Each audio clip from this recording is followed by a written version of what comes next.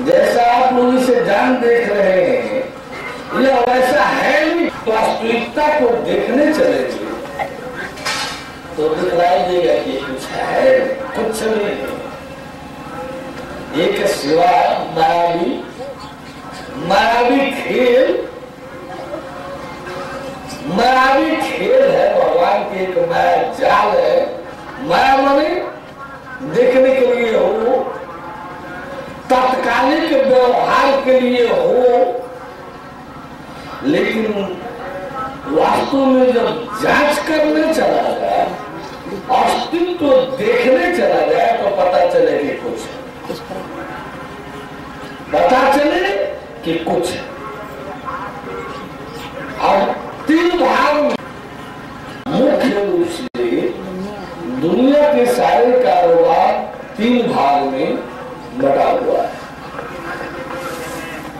3 पद्धतियों में, वैसे तो 4 है, लेकिन मुख्य रूप से 3 है। कर्म, योग अध्यात्म और ज्ञान। कर्म, योग और ज्ञान, कर्म, अध्यात्म और तत्व ज्ञान। मुख्य रूप से 3 पद्धतियों में इस संसार का संपूर्ण वर्णन जो है आपको जानने देखने को मिलेगा। जो कर्म क्षेत्र में स्थित है, जो संसार में अपने आप को शरीर मानकर अपनों को मात्र शरीर तक सीमित कर, शरीर माता जी, शरीर पिता जी, शरीर भाई साहब, शरीर पत्नी जी, शरीर बहन जी, शरीर पुत्र जी, शरीर पुत्री जी, यानी शरीर तक हम और हमार जिनका शरीर तक सिमट कर गया है, शरीर तक में जो अपने सिमट करके चल रहे हैं, इस परिवार के माध्यम से इस संसार में, तो ये विधान जो है कर्म क्षेत्र कहलाता है, भोग क्षेत्र कहलाता है। यानी ये जीवन जो शरीर मात्र तक सिमटा हुआ है, ये कर्म और भोग क्षेत्र कहलाता है। इसमें संसार से शरीर, शरीर से संसार के बीच मात्र तक का जीवन होता है। इसके आगे कुछ शरीर से अलग भी कुछ होता है, कोई नहीं। संसार से अलग भी कोई नरक है, कोई स्वर्ग है, कोई ब्रह्मलोक शिवलोक है, कोई अवलोक परम धाम है, ऐसा कोई नहीं। ये कर्म क्षेत्र है, भोग क्षेत्र है, कर्म वाले लोग हैं। इनके लिए अज्ञान क्षेत्र में, ये अंधकार क्षेत्र में, इनके लिए संसार सही है, सत्य है। क्यों? कि अज्ञान में, क्यों कि भ्रम में, क्यों कि इनकी सारी जानकारी समझदारी अज्ञानता तक ही है, अनजान नहीं है।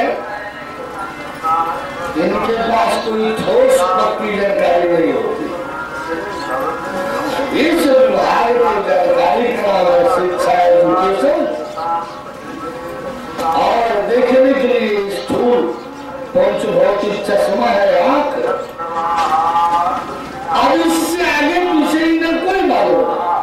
ये कर्म क्षेत्र है, कर्म विभाग कहलाता है। भोग क्षेत्र है, भोग विभाग का क्षेत्र है। ये इसमें क्या है कि संसार सही है, स्वप्न वगैरह सब झूठ, नरक स्वर्ग सब कल्पना, कहीं कोई कुछ है नहीं, बस जो है सो संसार और शरीर तक है, सब नरक स्वर्ग यही है, यहाँ से और कहीं नहीं। ये अज्ञान वाले जो कर्म भोग वाले हैं, ये इनकी मान्यता है। इनसे ऊपर जो योग वाले हैं, साधना वाले हैं, जो अध्यात्म वाले हैं, चेतन वाले हैं, ये कर्म और भोग वाले जड़ पदार्थ है, जड़ी है, जड़ पदार्थ है, जड़ी है, मूल है। इनको किसी भी चीज की सही जानकारी नहीं होती, अपने विषय में भी कुछ नहीं जानते, अपने विषय में भी ये अज्ञान में जीवन जीने वाले, शरीर मात्र तक सिमट कर जीवन जीने वाले अपने विषय में भी कुछ नहीं जानते। ये जड़ है, जड़ प्रधान है, जड़ी है, मूल वर्ग में आते हैं।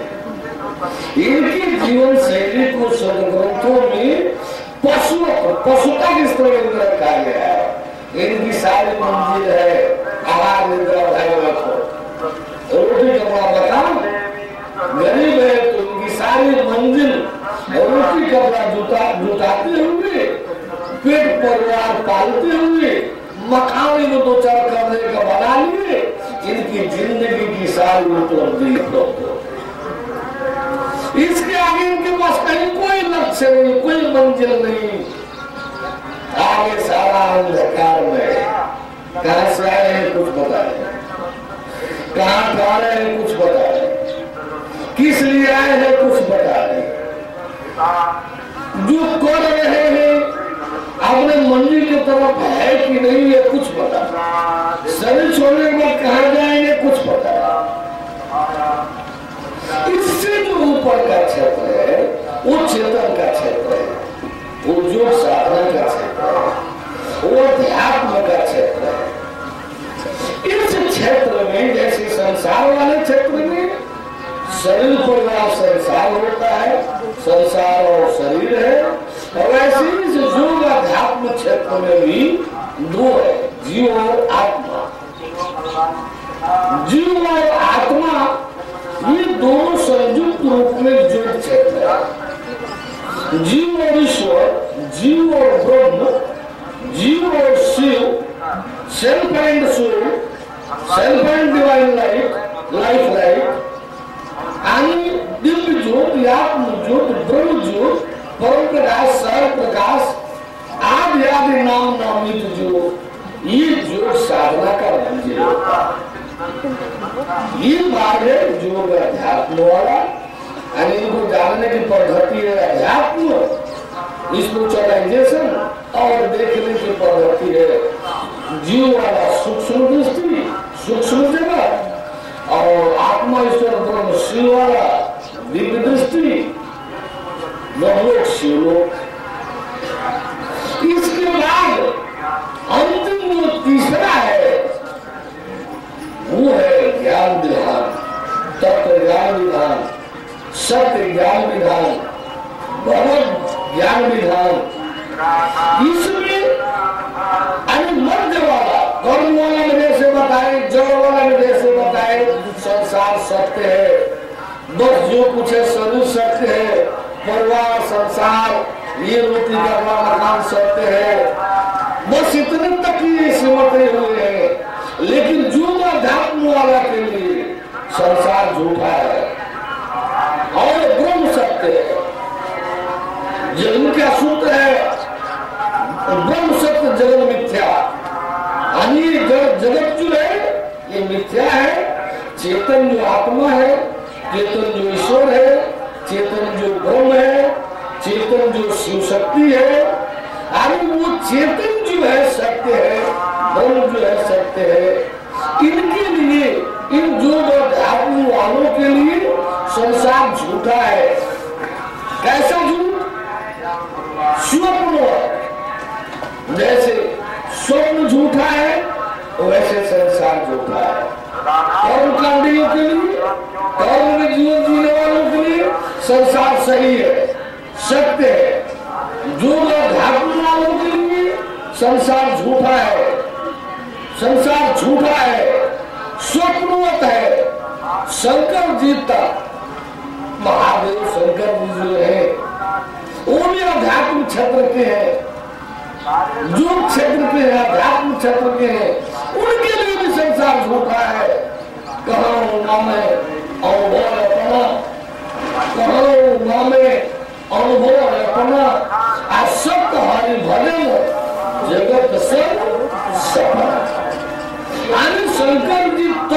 के लिए भी ये संसार कैसा है?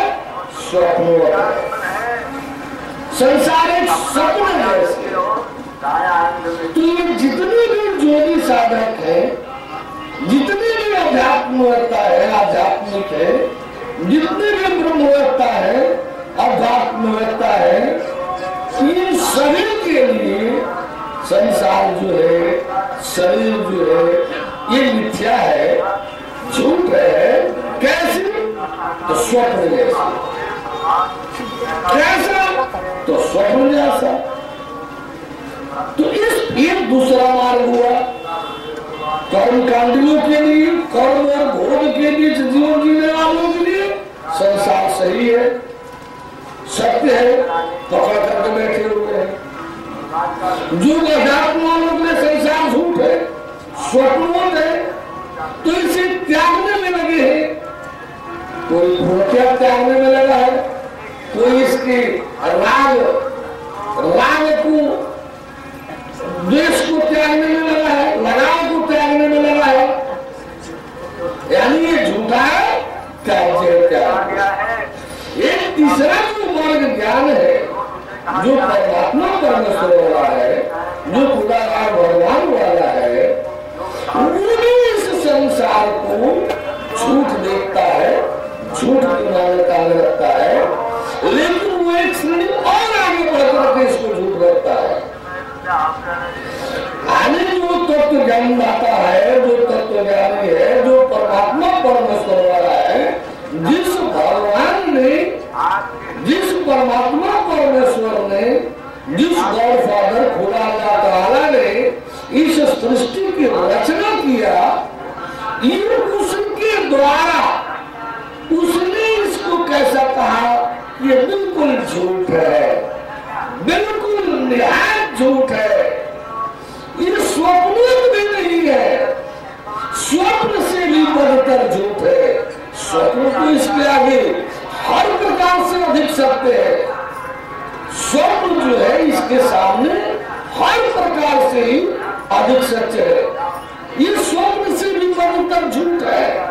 ये जो संसार जानने देखने में है, व्यवहार में है, ये जानने देखने के लिए है, व्यवहार के लिए है, लेकिन सच्चाई जब इसका जानने चलेंगे, सच्चाई जब देखने चलेंगे, तो पता चलेगा कि कुछ भी नहीं है, स्वप्नवत भी नहीं है।